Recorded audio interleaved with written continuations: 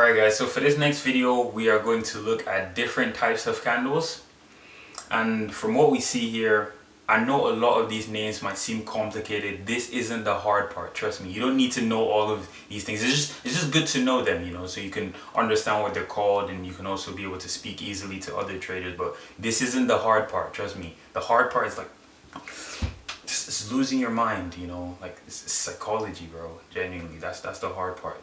You don't need to know all of these things necessarily. There's people who make money in trading from like looking at the stars. I'm telling you, it's crazy.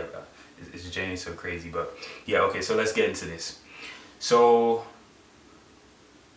I got this picture from Google. I don't really like some of these names. Okay, anyhow.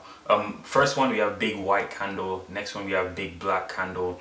The big white candle, it should represent a bullish candle. I don't know why they called it that. The big black candle, it should represent a bearish candle.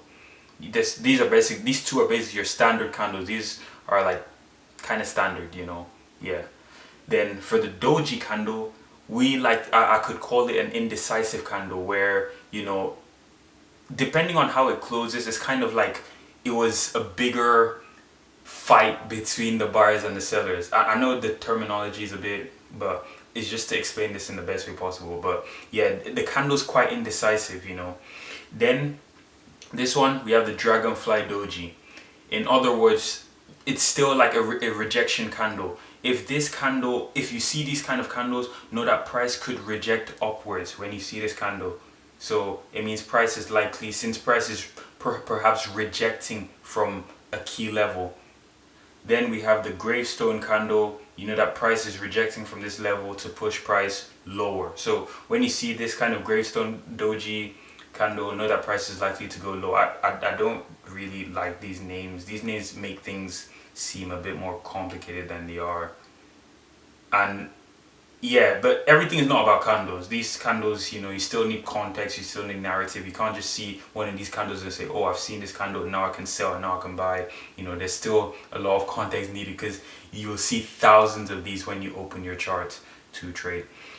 And we have hanging man, we have hammer, we have inverted hammer, inverted black hammer, spinning top, shaven head, whatever, Marubozu candle. This candle is a candle without a wick, you know.